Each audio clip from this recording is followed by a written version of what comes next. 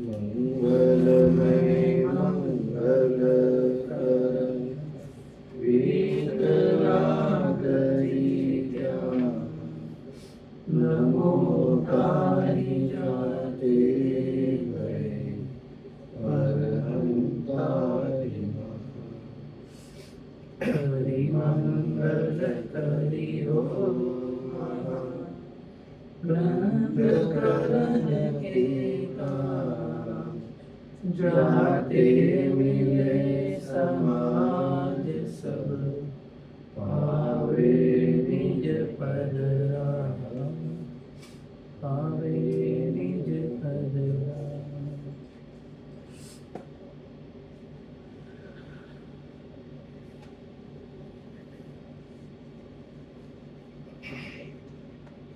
रहस्यपूर्ण चिट्ठी में हम लोग विचार कर रहे हैं। इसमें शुरुआत का कुछ विषय हमारा हुआ था। पेज नंबर 342 पर विषय देखते हैं। प्रश्न से पहला पैराग्राफ। तथा इस सम्यक्त्व के परिणाम सविकल्प तथा निर्विकल्प रूप होकर दो प्रकार प्रवर्तते हैं। वहाँ जो परिणाम विषय शैल रूप वो पूजा दान शास्त्राभ्यासादि रूप प्रवर्तता है उसे सविकल्प जाना। तो कहते हैं सम्यक्त्व के दो प्रकार के परिणाम होते, सविकल्प और निर्विकल्प। तो विषय कषायदि रूप वो पूजा दान शास्त्राभ्यासादि रूप जो प्रवर्तते हैं वो सविकल्प है, और फिर बाकी जो है वो निर्विकल्प। यहाँ प्रश्न, शुभाशुभ रूप परिणमित होते हुए सम्यक्त्व का अस्तित्व कैसे पाया जाए?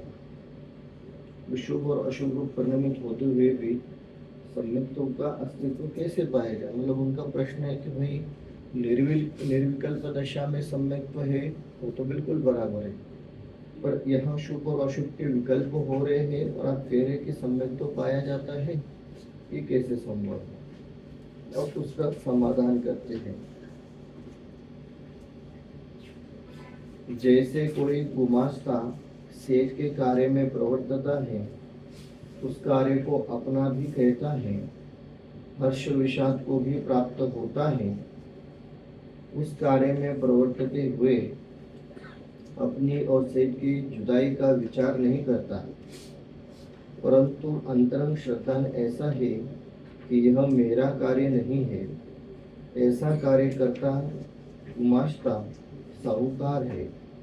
यदि वह सेठ के धन को चुरा कर अपना माने तो गुमास्ता चोर हो। उसी प्रकार कर्मोदय जनित शुभाशुभ कार्य को करता हुआ तद्रूप परिणमित हो, तथापि अंतरंग में ऐसा श्रद्धा नहीं कि यह कार्य मेरा नहीं है। यदि शरीराश्रित व्रत संयम को भी अपना माने कि मिथ्या दृष्टि होए, तो ऐसे सविकल्प परिणाम होते हैं। क्या कहना चाह रहे हैं? प्रश्न ऐसा है कि भाई शुभ अशुभ परिणाम होते हुए भी उसका सम्यक्त्व कैसे बना रहे, सम्यक दृष्टि कैसे हो, इसका समाधान देते हैं। कह रहे हैं कि जैसे कोई गुमास्ता मतलब मैनेजर, एक्चुअली मैनेजर नहीं कहेंगे, उसको कैशियर कहेंगे। पुराने समय में तो हालांकि एक ही हुआ करता था, मुनि में होता था पूरा का पूरा, मैनेजर भी वही कैशियर भी वही। तो ऐसा मुनि होता, सेठ के कार्य में प्रवर्तता है, तो सेठ जी के जो भी कार्य होंगे वो कार्य वो करता है, उस कार्य को अपना भी कहता है। शब्द प्रयोग में देखिए कितनी सावधानी रखते हैं कि उस कार्य को अपना भी कहता है। तो कहता है हर्ष विषाद को भी प्राप्त होता है, हाँ होता है। उस कार्य में प्रवर्तते हुए अपनी और सेठ की जुदाई का विचार नहीं करता। यहाँ लिखते उस कार्य को अपना भी कहता है, मानता नहीं है, कहता है। हर्ष विषाद को भी प्राप्त होता है। तो तद्रूप जहाँ जैसा कार्य बनना होगा, करना होगा, तद्रूप प्रवर्तन वो करता भी है। उस कार्य में प्रवर्तते हुए अपनी और सेठ की जुदाई का विचार नहीं करता। कार्य तो कर रहा है, तो कार्य करते समय सेठ और मैं अलग अलग हूँ ऐसा विचार नहीं करता। परंतु श्रद्धान ऐसा है कि यह मेरा कार्य नहीं है। देखिए यहाँ जो लिखते हैं ना, अपनी और सेठ की जुदाई का विचार नहीं करता है, इसका मतलब वो बार बार अपने को याद नहीं दिलाता है कि अरे ये तो सेठ का कार्य है, ये तो मेरा है नहीं, मैं तो यहाँ नौकर हूँ, ऐसा वो विचार नहीं कर रहा है। ठीक है, परंतु उसका श्रद्धान है ना, श्रद्धान ऐसा है कि यह मेरा कार्य नहीं। अब वो श्रद्धान जो होता है वो एक ही बार होता है, या तो है या तो नहीं है, ऐसा नहीं कि बारंबार होता है। सो इसलिए कह रहे हैं कि यह मेरा कार्य नहीं है, ऐसा वो श्रद्धा रखता है। ऐसा कार्य करता गुमास्ता साहूकार है। ऐसा कार्य करते हुए वो गुमास्ता जो है, मुनीम जो है, वही साहूकार है। यदि वह सेठ के धन को चुरा कर अपना माने तो गुमास्ता चोर हो। अब दोनों अपेक्षा से, द्रव्य और भाव। सचमुच में धन चुरावे तो भी वो चोर है, और चोरी के भाव करे तो भी वो चोर है। उसी प्रकार कर्मोदय जनित शुभाशुभ रूप कार्य को करता हुआ तद्रूप परिणमित हो, तथापि अंतरंग में ऐसा श्रद्धा है कि यह कार्य मेरा नहीं। ठीक है ना, कर्मोदय जनित शुभाशुभ कार्य को करता हुआ तो कर्मोदय के अनुसार वो यथा योग्य कार्य करेगा। चतुर्थ गुण स्थान में है तो बेसिक जो धर्म के आचरण है, अष्टमूल गुणों का पालन करना और यथा योग्य देह दर्शन आदि कार्य करना, पूजन आदि कार्य करना, वो सब करेगा। और बाकी क्या करेगा? बाकी पूरा का पूरा विषय भोग का कार्य, संसार का कार्य करेगा। पंचम गुण स्थान में है तो 12 व्रतों का पालन करेगा, 11 प्रतिमाओं का आचरण करेगा, और ये सब करते हुए भी भूमिका के अनुसार यथा योग्य विषय कषायदि का कार्य करेगा। सो कर्मोदय जनित शुभाशुभ कार्य को करता हुआ तद्रूप परिणमित हो, तद्रूप परिणमित होगा, कार्य करेगा। तो ये तद्रूप परिणमित होना, कार्य को करना, ये कहाँ तक चलेगा? कहते वो चलता रहेगा, उसका ऐसा ही होता रहेगा। और मोटा मोटा जो पकड़ में आवे, यदि हम ऐसा विचार करें तो अनुमति त्याग प्रतिमा तक वो एक्टिवली सब कार्य कर रहा है। 9वीं प्रतिमा तक तो बिल्कुल एक्टिव कार्य कर रहा है, 10वीं प्रतिमा में अनुमति का भी त्याग कर रहा है, और 11वीं प्रतिमा में फिर पूर्ण रूप से निवृत्त हो रहा है। सो इसलिए कह रहे हैं कि वो तद्रूप परिणमित हो। अब तद्रूप से तात्पर्य यथा योग्य, जिस समय जैसा परिणमन करना होगा उस अनुसार वो परिणमन करेगा। तथापि अंतरंग में ऐसा श्रद्धान है कि यह कार्य मेरा नहीं है। ऐसा होते हुए भी अंतरंग में ऐसा श्रद्धान है, यह मेरा कार्य नहीं है। यदि शरीर आश्रित व्रत संयम को भी अपना माने तो मिथ्या दृष्टि हो। क्या कहते? यदि शरीर आश्रित व्रत संयम को भी अपना माने, बाह्य द्रव्य को, बाह्य पदार्थों को अपना माने, तब तो मिथ्या दृष्टि है ही। परंतु शरीर आश्रित व्रत संयम को, तो इसका मतलब व्रत संयम शरीर आश्रित है, और ऐसे शरीर आश्रित व्रत संयम को भी अपना माने तो मिथ्या दृष्टि होए, सो ऐसे सविकल्प परिणाम होते। तो ऐसे सविकल्प परिणाम होते हुए भी सम्यक तो पाया जाता। अब सविकल्प ही के द्वारा निर्विकल्प परिणाम होने का विधान कहते हैं। मतलब वो कह रहे हैं सविकल्प परिणाम होते हैं तो सविकल्प परिणामों के पश्चात ही निर्विकल्प परिणाम होते हैं। वही सम्यक कदाचित स्वरूप ध्यान करने को उद्यमी होता है, वहां प्रथम भेद विज्ञान सोपर का करे, नो कर्म द्रव्य कर्म भाव कर्म रहित केवल चैतन्य चमत्कार मात्र अपना स्वरूप जाने, पश्चात पर का भी विचार छूट जाए, केवल स्वात्म विचार ही रहता है, वहाँ अनेक प्रकार निज स्वरूप में अहम बुद्धि धरता है, चिदानंद हूँ, शुद्ध हूँ, सिद्ध हूँ इत्यादि विचार होने पर सहज आनंद तरंग उठती है, रोमांच हो आता है, तत्पश्चात ऐसा विचार तो छूट जाए, केवल चिन्ह मात्र स्वरूप भासने लगे, वहाँ सर्व परिणाम उस रूप में एकाग्र होकर प्रवर्तते हैं। दर्शन ज्ञानादिक का व नए प्रमाणादिक का भी विचार विलय हो जाता है। क्या होता है जब आत्मा का अनुभव होता है? तो कहते हैं वही सम्यक कदाचित स्वरूप ध्यान करने को उद्यमी होता है। तो सम्यक दृष्टि है और स्वरूप का ध्यान करने के लिए उद्यमी होता है। ये मतलब जब पहले तो शुभाशुभ के विकल्प कर रहा था, शुभाशुभ के विकल्पों से हटकर अब वह स्वरूप ध्यान करने को उद्यमी होता है, वहाँ प्रथम भेद विज्ञान सोपर का करे। तो पहले में पहले क्या करेगा? तो भेद विज्ञान करेगा। किसका? तो कहते हैं सोपर का। फिर नो कर्म द्रव्य कर्म भाव कर्म रहित केवल चैतन्य चमत्कार मात्र अपना स्वरूप जाने, तो सारे प्रकार के कर्मों से रहित अपने स्वरूप को जाने, पश्चात पर का भी विचार छूट जावे।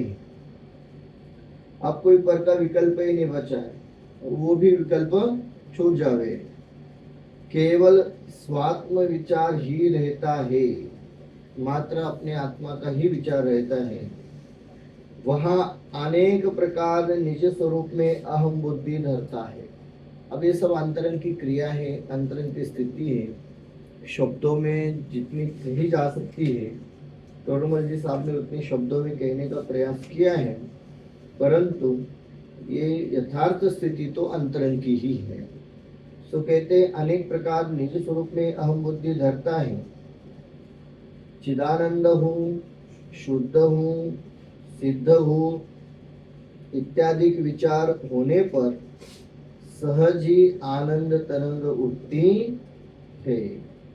करे चिदानंद शुद्ध सिद्ध इत्यादि विचार होने पर, ऐसे सहजता में अंतरंग में विचार होते हैं, होने पर आनंद तरंग उठती है, रोमांच हो आता है, तत्पश्चात ऐसा विचार तो छूट जाए, केवल चिन्ह मात्र रूप भासने लगे। तो उसके पश्चात ये भी विचार छूट जाता है कि जिसमें चिदानंद हो, शुद्ध हो, सिद्ध हो, ऐसे जो विचार चल रहे हैं वे भी छूट जाते हैं और चिन्ह मात्र स्वरूप भासने लगता है। अब उसमें कोई दूसरा विकल्प नहीं आता है, मात्र और मात्र चैतन्य स्वरूप ऐसा ही भास होने लगता है। वह सर्व परिणाम उस रूप में एकाग्र होकर प्रवर्तते हैं। सारे परिणाम, सारे विचार, सारे विकल्प उस रूप में एकाग्र होकर प्रवर्तते हैं। दर्शन ज्ञानादिक का वो नए प्रमाणादिक का भी विचार विलय हो जाता है। तो ये दर्शन ज्ञानादिक का और नए प्रमाणादिक का विचार क्या है? ये बहुत सूक्ष्म विचार है। ये भी विचार उस समय विलय को प्राप्त होता है, नष्ट हो जाता है। चैतन्य स्वरूप जो सविकल्प से निश्चय किया था। दर्शन ज्ञानादिक का यानी क्या? मतलब क्या? अच्छा, वो दर्शन ज्ञानादिक का दर्शनोपयोग और ज्ञानोपयोग, दर्शनोपयोग और ज्ञानोपयोग से जो हम लोग जानते हैं दर्शन से सामान्य अवलोकन करना और ज्ञान से विशेष जानना, ये विकल्प भी नहीं रहता है। और नए प्रमाण से मतलब शुद्ध नए से मैं शुद्ध हूँ, अशुद्ध नए से अशुद्ध हूँ, या निश्चय नए से मैं शुद्ध हूँ, व्यवहार नए से अशुद्ध हूँ, ऐसे सारे विकल्प छूट जाते हैं। और प्रमाण की अपेक्षा से विचार करें तो ये अखंड आत्मा में हूँ, ऐसा भी विकल्प छूट जाता है। ये सारे विचार विलय को प्राप्त हो जाते हैं। गुणभेद भी विचार नहीं रहता है। हम्म? कोई गुणभेदों का विचार, कोई भेद नहीं रहेगा। जी एकमात्र आत्मा हूँ, ये भी विचार है। जी जी जी, अखंड आत्मा हूँ ऐसा भी विकल्प वहां पर नहीं रहेगा, ऐसा भी विचार नहीं रहेगा। सारे ही विचार विलय को प्राप्त हो जाते हैं। चैतन्य स्वरूप जो सविकल्प से निश्चय किया था, उसे ही में व्याप्य व्यापक रूप होकर इस प्रकार प्रवर्तता है। जहाँ ध्याता ध्येयपना दूर हो गया, सो ऐसी दशा का नाम निर्विकल्प अनुभव है। बड़े नए चक्र ग्रंथ में ऐसा ही कहा है। क्या कहते हैं? चैतन्य स्वरूप जो सविकल्प से निश्चय किया था कि चैतन्य स्वरूप हो, ऐसा सविकल्प से निश्चय किया था, निर्णय किया था, उसी में व्याप्य व्यापक रूप होकर, ये व्याप्य व्यापक क्या होता है? एक रूप होना। व्याप्य व्यापक होना, एक रूप होना होकर इस प्रकार प्रवर्तता है, जहाँ ध्याता ध्येयपना दूर हो गया हो। ये ध्याता ध्येयपना मतलब कि मुझे ध्यान करना है और मेरा ध्येय आत्मा है, ऐसा जो विचार था वो भी दूर हो गया। सो ऐसी दशा का नाम निर्विकल्प अनुभव। बड़े नए चक्र ग्रंथ में ऐसा ही कहा है। व्याप्य व्यापक में कौन कौन सा क्या लेंगे? जी, व्यापक जो होता है और व्याप्य, तो व्यापक जो होता है वो आत्मा है और उसके जो भाव है वो उसमें व्याप्य है। तो व्यापक स्वरूपी आत्मा में सारे के सारे भाव व्याप्त हो गए हैं, विलय को प्राप्त हो गए हैं। तो ऐसा व्याप्य व्यापक भाव स्वरूपी जो विकल्प है, विचार है, वे भी छूट जाते हैं, एक रूप हो जाता है। ये उपयोग तो कुछ ना कुछ रहेगा, ये विचार नहीं है। जी जी, ये उपयोग बिना तो हो ही नहीं सकता। उपयोग कहीं ना कहीं करोगे। बराबर। देखिए ऐसा है, चैतन्यता है तो उपयोग तो रहेगा। मैं शब्द प्रयोग चैतन्यता का कर रहा हूँ, हालांकि उसमें दर्शन उपयोग और ज्ञान उपयोग है ही, पर वो दर्शन उपयोग और ज्ञान उपयोग पूर्ण रूप से निर्विकल्प नहीं है और सविकल्प भी नहीं है। सविकल्प नहीं है, ये हमारी अपेक्षा से कह रहा हूँ, क्योंकि हमारे सविकल्प में हम लोग किसी को आइडेंटिफाई कर लेते हैं, भले सूक्ष्म विचार ही हो कि क्या विचार चल रहा है, ये पकड़ में नहीं आना, ये भी तो विचारों को पकड़ना है। नहीं समझे? जैसे मैं अपने मन में विचार कर रहा हूँ कि शिखर जी पर्वत कैसा है, ये तो सविकल्प विचार हुआ और इसे हमने पकड़ भी लिया। कुछ समय के लिए हम लोग एकदम ब्लैंक हो गए, फिर पूछा अरे क्या क्या विचार क्या कर रहे थे, पता नहीं क्या हो रहा था। या हम अपने आप को सोचे कि 2 मिनट के लिए मैंने क्या विचार किया, तो पता ही नहीं चला क्या विचार किया, पर क्या विचार किया ये पता नहीं चला, ये भी तो पता चला। इसलिए वो भी सविकल्प दशा है, और यहाँ ऐसी भी दशा नहीं रहती। सो ऐसे पूर्ण निर्विकल्प दशा होती है, परंतु वो निर्विकल्प दशा नहीं। सो इसलिए आपने जो कहा ना कि उपयोग है तो उपयोग का कार्य तो होगा, तो उपयोग का कार्य तो हो रहा है, पर कार्य हो रहा है ये हमारी पकड़ में नहीं आया, क्योंकि अभी तक निर्विकल्प दशा में गया नहीं है। यहाँ जहां तक लिख रहे हैं ना व्याप्य व्यापक और निर्विकल्प अनुभव है, जब वो अनुभव की दशा में है तब है मात्र है, फिर उसका कोई वर्णन नहीं होगा। ठीक है, समझाने के लिए समझने के लिए हम शब्दों में उस दशा का वर्णन करें वो अलग बात होगी, पर उसका वर्णन नहीं होगा, वो मात्र है दशा रहेगी। और उसके पूर्व की जो दशा है वो सारी सविकल्प दशा रहेगी। आपके कर्णानुयोग की भाषा में यदि हम कहें तो कहाँ तक सविकल्प दशा चलेगी? प्रायोगलब्धि। प्रायोगलब्धि में तो है ही, और आगे नहीं, लब्धि की अपेक्षा हम लोगों को बात करेंगे। करण लब्धि में आधा करण, फर्स्ट करण, सेकंड करण में तो सभी ऑटोमेटिक होके कब निकल जाए पता नहीं है, समझ कैसे। आधाकरण, अपूर्वकरण और अनिवृत्तिकरण, आधा करण तक मैक्सिमम अनुभव कब है? आधाकरण में, अपूर्वकरण में, अनिवृत्तिकरण में या उसके पश्चात? उसके पश्चात। अनुवृत्तिकरण पश्चात नहीं पश्चात है? नहीं पश्चात खत्म होने के बाद। पश्चात। पश्चात तो आधाकरण, अपूर्वकरण और अनिवृत्तिकरण में उपयोग क्या है? सविकल्प या निर्विकल्प? यदि सविकल्प है तो फिर विकल्प क्या है? कुछ नहीं है, यही कहना चाहिए। अब आपने जो पूछा ना वो उपयोग तो है, वो कहाँ है? तो हम उसे कहेंगे आधाकरण, अपूर्वकरण और अनिवृत्तिकरण में चल रहा है। तो क्या चल रहा है? कुछ नहीं। पकड़ में जो कह रहे ना व्याप्य व्यापक होकर प्रवर्तता है, जहाँ ध्याता ध्येयपना दूर हो गया, ये अंतरंग की दशा को समझने के लिए ही कर्मानुयोग होता है। क्योंकि आप कर्णानुयोग में प्रायोगलब्धि तो फटाफट पकड़ लेते हैं हम लोग, क्या विकल्प चल रहे आदि आदि। आधाकरण के एक बार कर्म की भाषा में समझ सकते हैं, उसमें हम आधाकरण में लेते हैं ना 4 आवश्यक कार्य होते हैं, गुण श्रेणी, निर्जरा और गुण संक्रमण, स्थिति कांडक घात, अनुभव कांडक घात। तो वहां हम लोग शब्दों की अपेक्षा थोड़ा थोड़ा अनुमान लगा लेते हैं आधाकरण में। अपूर्वकरण में चलो और थोड़ा उससे अच्छा। अनिवृत्तिकरण में क्या, और अनिवृत्तिकरण के अंतिम समय में क्या?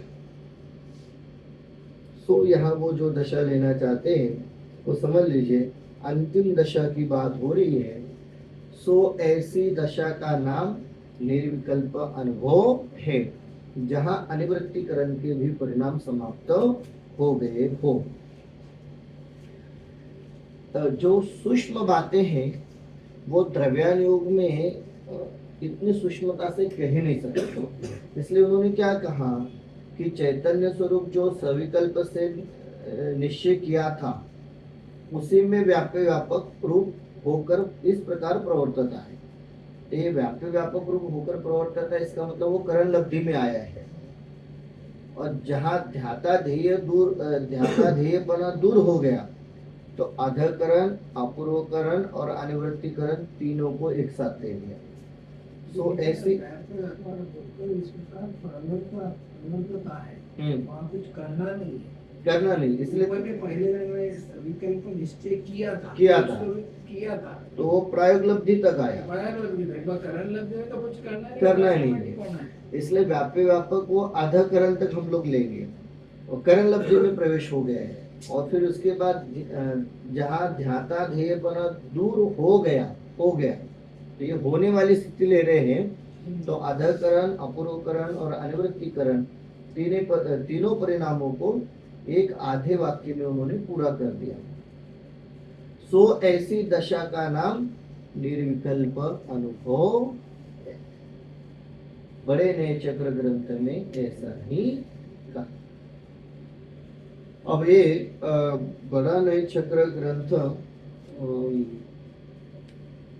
मतलब दादा ने जो नए चक्र लिखा ना, ये उसी के आधार पर लिखा हुआ है। आचार्य का नाम याद नहीं आ रहा है, परंतु तो बहुत प्रसिद्ध है ये ग्रंथ हमारे जैन दर्शन में। तच्चानन सन काले समतुल्येहि युक्तिमज्ञेन नो नारायण समये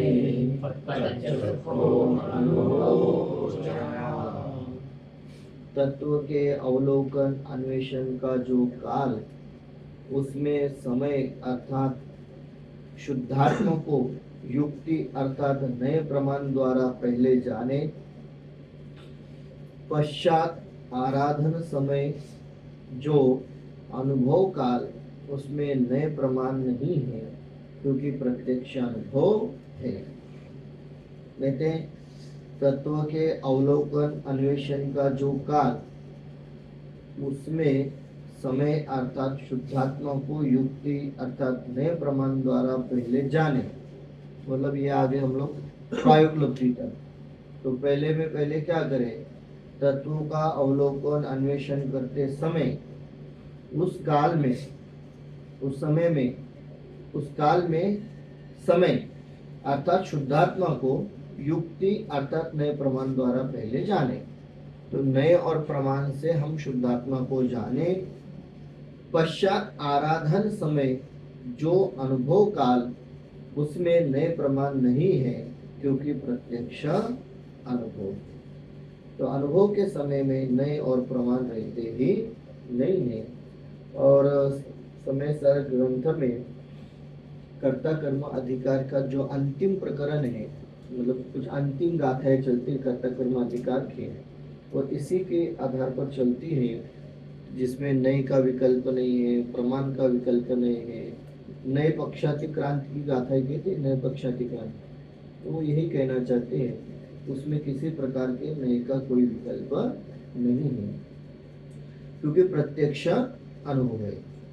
जैसे रत्न को खरीदने में अनेक विकल्प करते हैं, जब प्रत्यक्ष उसे पहनते हैं तब विकल्प नहीं है, पहनने का सुख ही है। इसी प्रकार सविकल्प के द्वारा निर्विकल्प अनुभव होता है। जब तक हम लोग रत्न को जानते नहीं है, पहचानते नहीं है, तब तक विकल्प तो बहुत होते हैं कि असली है या असली को कैसे पहचाना जावे आदि आदि। पर जब एक बार पहचान लिया, खरीद लिया, तो उसका उपयोग करते समय कोई विकल्प नहीं होता है।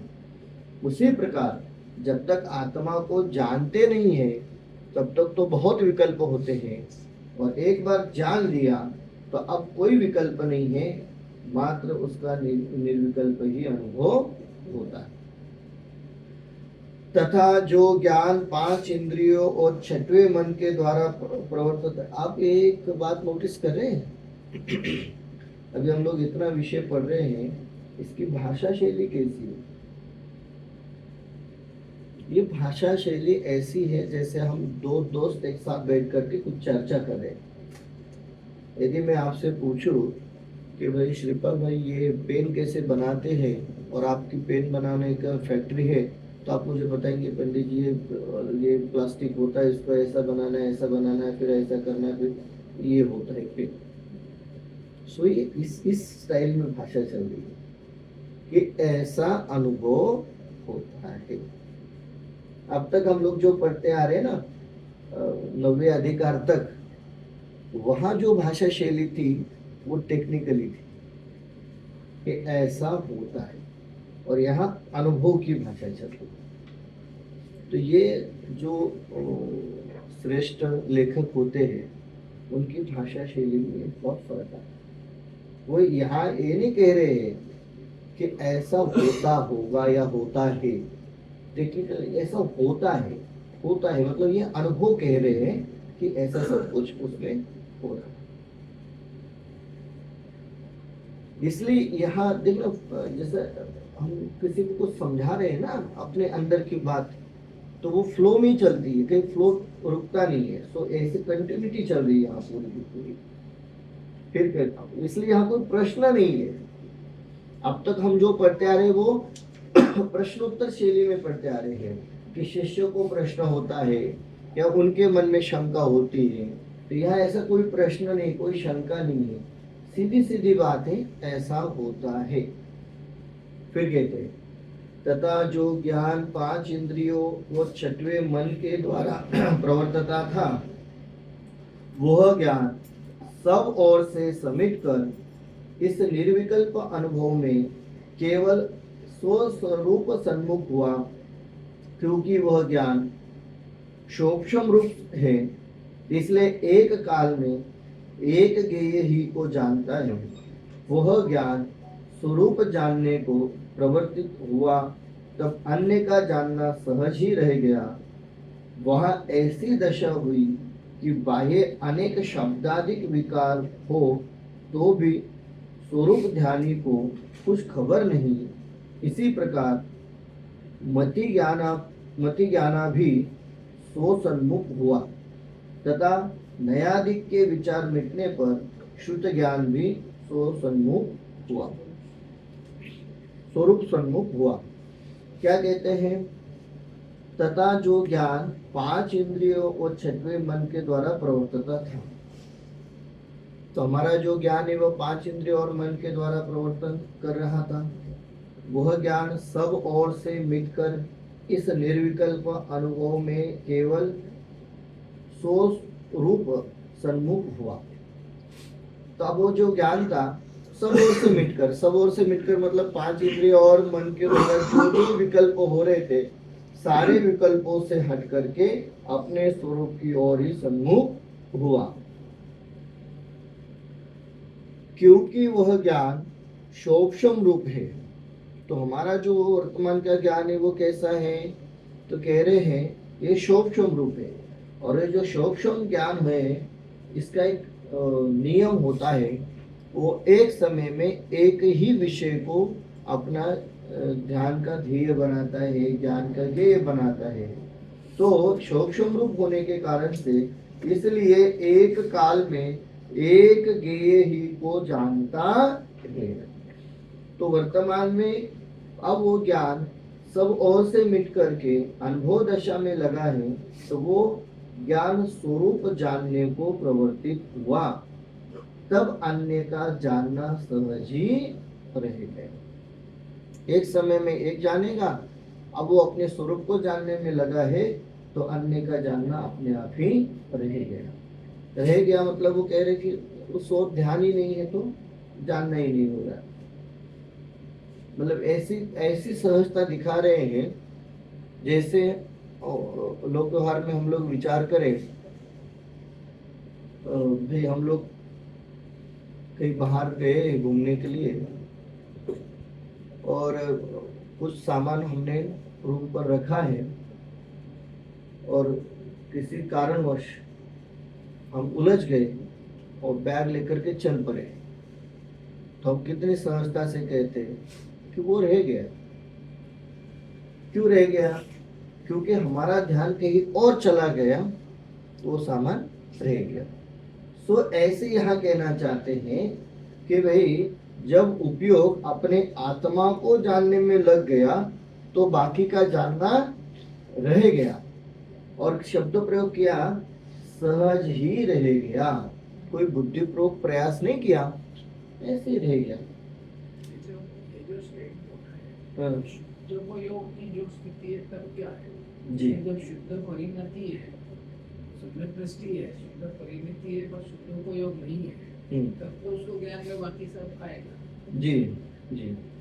जो स्टेट जो बोल रहे हो शुद्ध को योग की स्टेट जो है जी, तब वो उसको बाकी सब ज्ञान में बाकी सब का विकल्प निकल गए स्वरूप के तरफ ध्यान में। बराबर। जैसे भरत चक्रवर्ती सम्यक दृष्टि है, जब युद्ध कर रहा है तो शुद्ध को योग नहीं है, शुद्ध परिणति में है। बराबर, उसके ज्ञान में तो युद्ध आ ही रहा होगा। बिल्कुल। यहाँ जो स्थिति चल रही है वो उपयोग की है, परिणति की नहीं। उपयोग के काल में जो होता है उसका वर्णन हो रहा है। परिणति के समय में तो बिल्कुल सब याद रहेगा, ज्ञान में तो सभी आएगा। जी जी। शुद्ध परिणति में रहेगा तो निश्चित रूप से उसके सारे विकल्प चलते रहेंगे, क्योंकि वहाँ शुद्ध परिणति चल रही है। और शुद्धोपयोग का काल है तो फिर अन्य कोई विकल्प नहीं रहेंगे, मात्र शुद्धात्मा का ही विकल्प रहेगा। वहाँ ऐसी दशा हुई कि बाह्य अनेक शब्दाधिक विकार हो तो भी स्वरूप ध्यानी को कुछ खबर नहीं।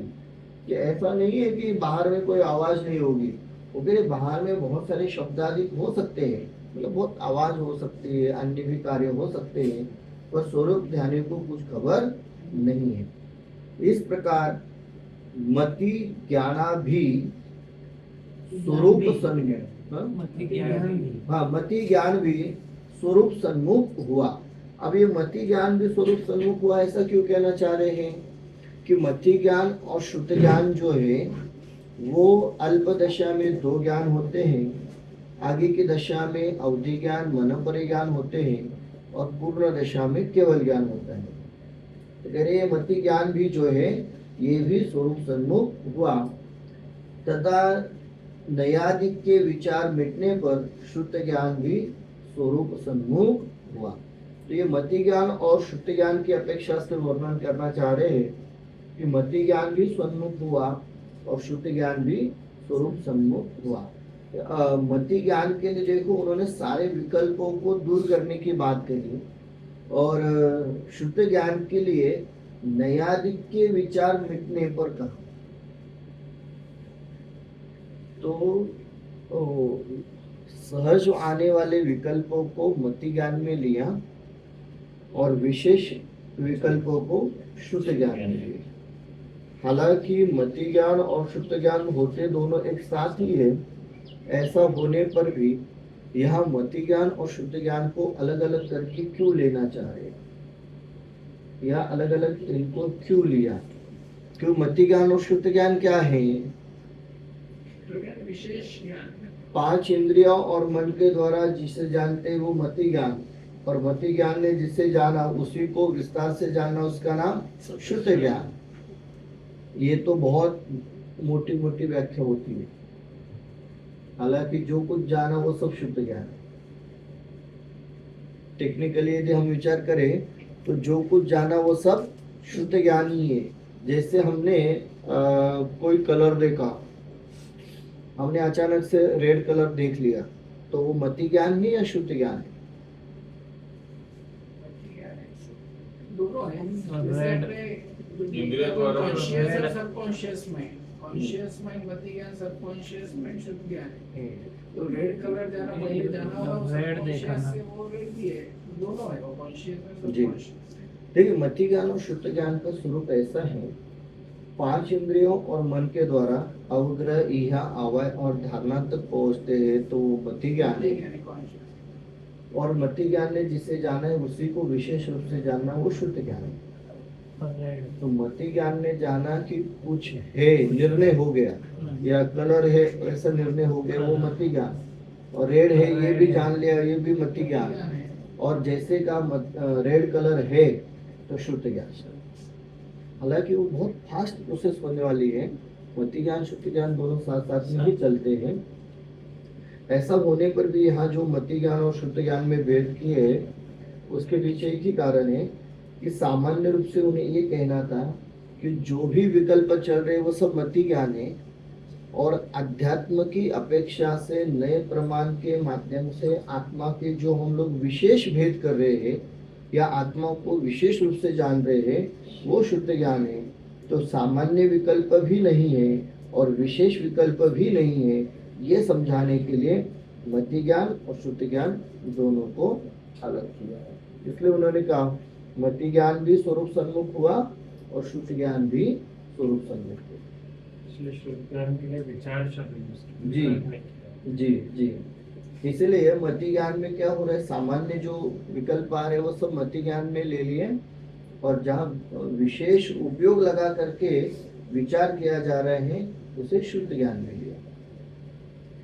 ऐसा वर्णन समय सार की टीका आत्मख्याति में है तथा आत्मावलोकन, बराबर आपके इसमें वही ना, आत्मावलोकन आदि में है। इसीलिए निर्विकल्प अनुभव को अतीन्द्रिय कहते हैं, क्योंकि इंद्रियों का धर्म तो यह है कि स्पर्श, रस, गंध, वर्ण, शब्दों को जाने, वह यहाँ नहीं है। और मन का धर्म यह है कि अनेक विकल्प करे वह भी यहाँ नहीं है। इसलिए यद्यपि जो ज्ञान इंद्रिय मन से प्रवर्तता था वही ज्ञान अब अनुभव में प्रवर्तता है, तथापि इस ज्ञान को अतीन्द्रिय कहते हैं। अतीन्द्रिय क्यों कहते हैं, इसका वर्णन करते हैं। ऐसा वर्णन समय सार की टीका आत्मख्याति में है तथा आत्मावलोकन आदि में है। इसीलिए निर्विकल्प अनुभव को अतीन्द्रिय कहते हैं। ये लिंक कहाँ कर रहे हैं, ऊपर कहा ना, मति ज्ञान भी स्वरूप सन्मुख हुआ, श्रुति ज्ञान भी स्वरूप सन्मुख हुआ, तो कह रहे ये आत्मख्याति में आया है समय सार के, और आत्मावलोकन आदि में भी ऐसा ही वर्णन आया है। और जो अपन बात करें स्वानुभव प्रत्यक्ष, वहाँ हाँ जी, ये प्रत्यक्ष होते हुए भी स्वानुभव प्रत्यक्ष इंद्रिय द्वारा होते हुए भी स्वानुभव अनुभव के अपेक्षा से प्रत्यक्ष। इसलिए निर्विकल्प अनुभव को अतीन्द्रिय कहते हैं। निर्विकल्प अनुभव को अतीन्द्रिय क्यों कहते हैं, उसका कारण दे रहे हैं। क्योंकि इंद्रियों का धर्म तो यह है, धर्म मतलब स्वभाव, इंद्रियों का स्वभाव क्या है या इंद्रियों का कार्य क्या है, तो कहते हैं इंद्रियों का स्वभाव धर्म यही है कि स्पर्श रस गंध वर्ण शब्दों को जाने, वो यहाँ नहीं है कि स्पर्श रस गंध वर्ण को जाने, वो तो यहाँ हो नहीं रहा है। और मन का धर्म मतलब मन का स्वरूप स्वभाव यह है कि अनेक विकल्प करे, वह भी यहाँ नहीं है। इसलिए यद्यपि जो ज्ञान इंद्रिय मन से प्रवर्तित था वही ज्ञान अब अनुभव में प्रवर्तता है, तथापि इस ज्ञान को अतीन्द्रिय कहते हैं। मतलब ज्ञान कोई नया नहीं आया है, वही है, परंतु वो अपने कार्य को नहीं कर रहा है, इसलिए उस ज्ञान को अतीन्द्रिय कहते हैं। क्योंकि उसका स्वरूप था, स्वभाव था कि स्पर्श रस गंध का ज्ञान कराए या बहुत प्रकार के विकल्प करे, दोनों यहाँ नहीं है, इसलिए उस ज्ञान को अतीन्द्रिय ज्ञान कहते हैं। तथा इस स्वानुभव को मन द्वारा हुआ भी कहते हैं, क्योंकि इस अनुभव में मति ज्ञान शुद्ध ज्ञान ही है, अन्य कोई ज्ञान नहीं है। तथा इस स्वानुभव को मतलब अब ये जो अनुभव हुआ ना निर्विकल्प अनुभव, इस निर्विकल्प अनुभव को मन के द्वारा हुआ ऐसा भी कहते हैं, क्योंकि इस अनुभव में मति ज्ञान शुद्ध ज्ञान ही है, अन्य कोई ज्ञान नहीं। अन्य अवधि ज्ञान मन पर ज्ञान केवल ज्ञान ऐसा कोई है नहीं, मति शुद्ध ज्ञान ही है। तो ऐसे ज्ञान को मन द्वारा हुआ ऐसे अनुभव को ऐसा भी कहते। मति शुद्ध ज्ञान इंद्रिय मन के अवलंबन बिना नहीं होता, सो यहाँ इंद्रिय का तो अभाव ही है, क्योंकि इंद्रिय का विषय मूर्तिक पदार्थ ही है। तथा यहाँ मन ज्ञान है, क्योंकि मन का विषय अमूर्तिक पदार्थ भी है। इसलिए यहाँ मन संबंधी परिणाम स्वरूप में एकाग्र होकर अन्य चिंता का निरोध करते हैं, इसलिए इसे मन द्वारा कहते हैं। एकाग्र चिंता निरोधो ध्यानम, ऐसा ध्यान का भी लक्षण ऐसे अनुभव दशा में संभव है। कह रहे हैं मति शुद्ध ज्ञान इंद्रिय मन के अवलंबन बिना नहीं होता। तो मति और शुद्ध ज्ञान जो है वो इंद्रिय और मन के अवलंबन बिना तो नहीं होता, मतलब मन का अवलंबन यदि नहीं है तो मति ज्ञान और शुद्ध ज्ञान होने वाला नहीं। इसमें मति ज्ञान शुद्ध ज्ञान है, इसका मतलब कहीं ना कहीं कोई इंद्रिया या मन उसमें एक्टिवली कार्य तो कर रहा है। सो यहाँ इंद्रिय का तो अभाव ही है, इंद्रिया तो है ही नहीं। कहा निर्विकल्प दशा में कोई प्रकार की इंद्रिया नहीं है, क्योंकि इंद्रिय का विषय मूर्तिक पदार्थ ही है और आत्मा अमूर्तिक है, इसलिए इस विषय में इंद्रिय का कोई कार्य नहीं है। तथा यह मन ज्ञान है, क्योंकि मन का विषय अमूर्तिक पदार्थ भी है, मतलब मन में मूर्तिक और अमूर्तिक दोनों विषय आते हैं। इसलिए कह रहे हैं यहाँ अमूर्तिक विषय चल रहा है, इसमें मन का कार्य है।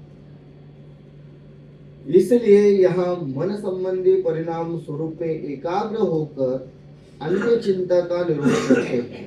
तो मन संबंधी परिणाम मतलब पर्याय, विचार, विकल्प एकाग्र होकर अन्य चिंता का निरोध करते हैं। अन्य चिंता का निरोध करते मतलब मन में अन्य कोई विकल्प नहीं चल रहे हैं। जैसे हम लोग विचार करें, मन में यहाँ बैठे बैठे हमारे मन में सम्य शिखर जी, गिरनार जी आदि आदि सिद्ध क्षेत्र के विचार चल रहे हैं, तो ऐसे सारे विचार नष्ट होकर के मात्र आत्मा का ही विचार रहे, सो कहते हैं अन्य चिंता का निरोध करते हैं। इसलिए इसे मन द्वारा कहते हैं कि मन के द्वारा अनुभव हुआ है, मन के द्वारा ध्यान हुआ है, ऐसा भी कहते हैं। और उसमें उन्होंने तत्व सूत्र ग्रंथ का रेफरेंस भी दिया है, एकाग्र चिंता निरोधो ध्यानम, ऐसा ध्यान का भी लक्षण ऐसे अनुभव दशा में संभव है। मतलब ध्यान की दशा में जो ध्यान का लक्षण दिया है एकाग्र चिंता निरोध ध्यानम, वो इस दशा में संभव है। तथा समय सार नाटक के कवित्व में कहा है, वस्तु विचार चिंता का निरोध करते हैं बोल रहे हैं ना, तो उसमें फ्लेक्सिबिलिटी हुआ ना, ऑटोमेटिक नहीं होगी। जी देखिए, सामान्य रूप से जब हम लोग निरोध शब्द का प्रयोग करेंगे तब हमें लगता है कि हम फोर्सफुली किसी को रोक रहे हैं। यहाँ पर हम पहली भूमिका में जरूर ऐसा ही अर्थ लेंगे कि हम फोर्सफुली किसी को रोक रहे हैं, परंतु दूसरा उसका अर्थ होगा कि सहजता में हम किसी को रोक रहे हैं। जैसे फोर्सफुली शुरू में हमें मंदिर आना पड़ता है या हम आते हैं और बाद में सहजता में। तो आप जो कह रहे हैं ये तो फोर्सफुली हुआ, तो बिल्कुल हुआ। कब हुआ? देखिए उसमें ऐसा है, आत्मा का ध्यान करने के लिए हम लोग बिल्कुल पालथी मार करके बैठे, तो ये तो हुआ फोर्सफुली। और धीरे धीरे उपयोग शांत तो हो रहा है, विकल्प शांत तो हो रहे हैं, और फिर सहजता में निर्विकल्प दशा आ रही है, तब जाकर के वो फोर्सफुली नहीं होगा। उसके पहले निश्चित रूप से वो फोर्सफुली ही हो। इसीलिए तो कहते हैं ना कि पहले आओ बैठो। तो ये सामायिक पाठ और प्रतिक्रमण, पश्चाताप, ये है क्या? जो शब्दात्मक है वो है ही फोर्सफुली बैठने के कार्य। या भक्ति, पूजा, स्तुति, वंदना, ये क्रियात्मक रूप से जो है ये फोर्सफुली ही है। और जब ये फोर्सफुली होते हैं तो फिर धीरे धीरे निर्विकल्प दशा में परिवर्तित। तो ये पूरी निर्विकल्प दशा नहीं कह सकते, ये तो प्रोसेस में ही है जी। ये स्टेटमेंट अगर इसे वाक्य पढ़ जाए पड़े कि इसने यहाँ मन संबंधी परिणाम स्वरूप में एकाग्र होकर अन्य चिंता का निरोध करते हैं, इसीलिए इसे मन द्वारा कहते हैं। तो ये प्रोसेस में ही है, हम लोग पूरा निर्विकल्प नहीं कर रहे। नहीं, दशा निर्विकल्प है। और ये जो कह रहे हैं ना अन्य चिंता का निरोध करते हैं, ये भाषा भले ही करने वाली है पर स्थिति होने वाली।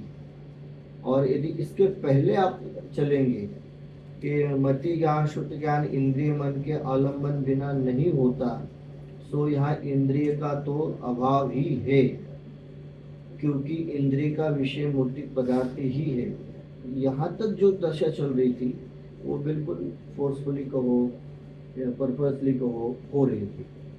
उसके बाद जो है अन्य चिंता का निरोध करते हैं, ये सहजता में होने वाली दशा, इसलिए से ध्यान की दशा में ले गए।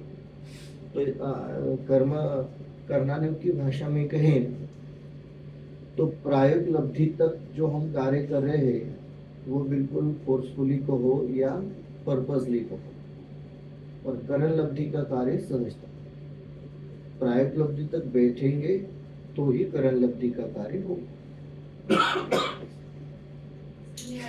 का मीनिंग विचार करना है, जे अन्य सारे विचार। विचार चिंता हालांकि विचार शब्द है पर चिंता शब्द का मतलब क्या होता है? किसी विषय का बारंबार चिंतन होना, वो चिंता है।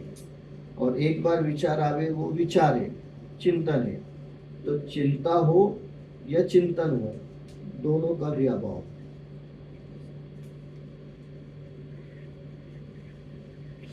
ठीक। तथा समयसार नाटक के कवित्व में कहा है, वस्तु विचारत ध्यावते मन पावे विश्राम, रस स्वागत सुख उपजे, अनुभव व्यापो नाम। इस प्रकार मन बिना जुदे ही परिणाम स्वरूप में प्रवर्तित नहीं हुए, इसलिए स्वानुभव को मन जनित भी कहते हैं। अतः अतीन्द्रिय कहने में और मन जनित कहने में कुछ विरोध नहीं है, यहाँ पे clear है। विवक्षा भेद है।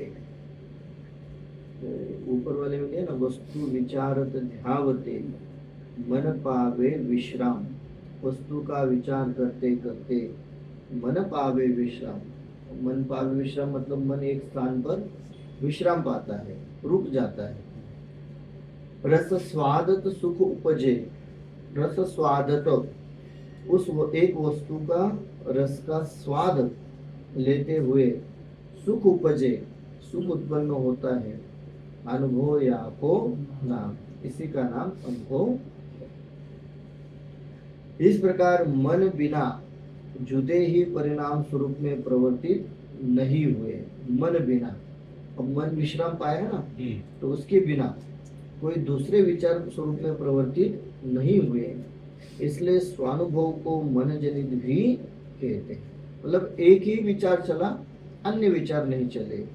अतः अतीन्द्रिय कहने में और मन जनित कहने में कुछ विरोध नहीं है, विवक्षा भेद है। विवक्षा मतलब अपेक्षा, अपेक्षा से भेद करते हैं। ये सारी जो चर्चा हो रही है वो मात्र अनुभव दशा की अपेक्षा से बात हो रही है। और अनुभव भी कौन सा वाला अनुभव? ये चौथे गुणस्थान वाले अनुभव की बात हो रही है। ये छठवें सातवें गुणस्थान में होने वाले अनुभव की बात नहीं हो रही है। या हम आगे चल करके कहे ये सातवें गुणस्थान से सिद्ध दशा तक की बात नहीं हो रही है। या उसको हम दो भागों में डिवाइड करें तो सातवें गुणस्थान से 12वां गुणस्थान और फिर 13वां 14वां गुणस्थान और सिद्ध दशा, यदि हम लोग ऐसे भेद करें तो ये मात्र चौथे गुणस्थान वाली दशा की ही बात हो रही है। सातवें से लेकर के 12वें तक की नहीं, 13वें 14वें की नहीं और सिद्ध दशा की भी नहीं। क्यों? क्योंकि सिद्ध दशा में मन होता ही नहीं, इसलिए उस स्थिति की चर्चा नहीं है। केवल ज्ञान क्या है जी, ये तो अपना अल्प दशा की बात है। अर्यंत दशा में भी मन नहीं है, इसलिए वो भी स्थिति नहीं है, उसकी भी चर्चा नहीं है। सातवें से लेकर के 12वें तक मन है, परंतु हम कहेंगे कि मन का कोई कार्य नहीं है।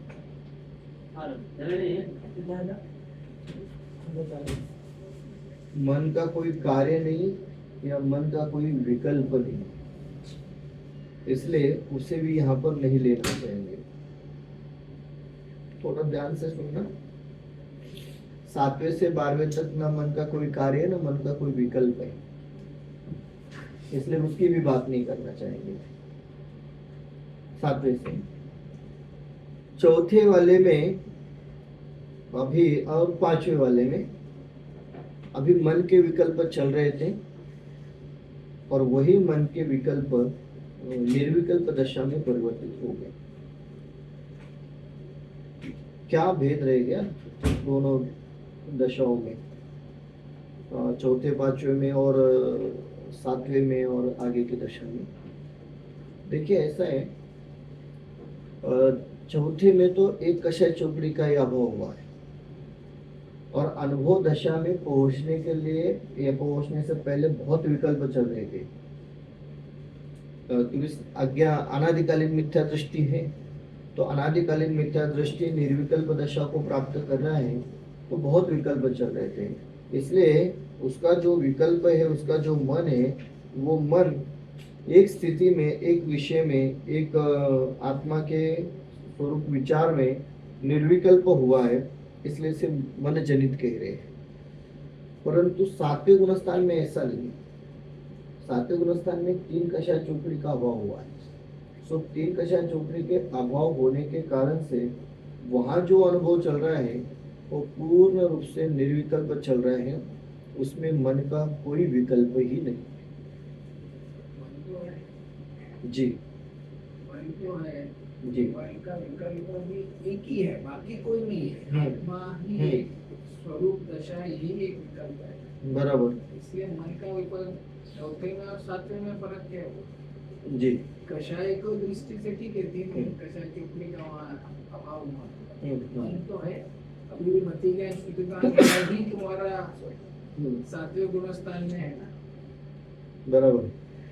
तो ऐसा होने पर भी भेद कर रहे हैं कि भाई चौथे गुणस्थान में तो बिल्कुल विकल्प ले रहे हैं और सातवें गुणस्थान में मन का विकल्प नहीं लेना चाहते हैं। वो इस अपेक्षा से नहीं लेना चाह रहे हैं क्योंकि चौथे गुणस्थान में कषाय चौकड़ी के आधार पर हम लोग देख रहे हैं। और दूसरा यदि हम लोग विचार करें तो शुद्धता की अपेक्षा पर, शुद्धता में यदि अब शुद्धता को भी नापने का तरीका कषाय चौकड़ी ही है। ऐसा बोल सकते हैं जैसे चौथे गुणस्थान में एक कषाय खाली अनंतानुबंधी जाए, बाकी तीनों के भी, बाकी तीन कषाय चौकड़ी के विकल्प आ सकते हैं, वो भी विकल्प नहीं आ रहे हैं जी। और सातवीं दशा में तो बाकी के तीन का आ ही नहीं सकते, आ ही नहीं सकते हैं जी। इसलिए जो नहीं आ रहे हैं उसके अपेक्षा दोनों चौथे और सातवें में फर्क है, बिल्कुल बिल्कुल यही फर्क उससे कहना मन चाहते में क्या फर्क है? बाकी जो विकल्प नहीं आ रहे हैं वो निर्विकल्प तो दशा का स्टेटस है, दोनों अलग है। क्योंकि जो विकल्प आ सकते वो भी जी। नहीं आ रहे, इसलिए हैं। उसमें समय और क्वांटिटी और क्वालिटी दोनों में फर्क है, फर्क है। चौथे में और सातवें। निर्विकल्प परिणाम में तो मन का तो यूटिलाइजेशन तो हुआ ही ना, चौथे में भी हुआ और सातवें में भी हुआ। जी एक ही हो गया, लेकिन वो आत्मा के स्वरूप नहीं हुआ जी। दोनों में। चौथे में अन्य बहुत विकल्प थे जो कि सातवें में नहीं है। क्वालिटी ऑफ बट शुद्धोपयोग के टाइम पे तो कोई विकल्प नहीं रहेंगे, बाकी रोज से टाइम पे विकल्प के बाद शुद्धोपयोग के हो समय सकते तो थे, बिल्कुल हो ही सकते थे, ऐसा है। शुद्धोपयोग के समय में तो कोई विकल्प ही नहीं रहेंगे, परंतु शुद्धोपयोग के समय में या शुद्धोपयोग के समय को साधने में चौथे गुणस्थान वालों को जितने विकल्प है उतने विकल्प सातवें वाले को नहीं है।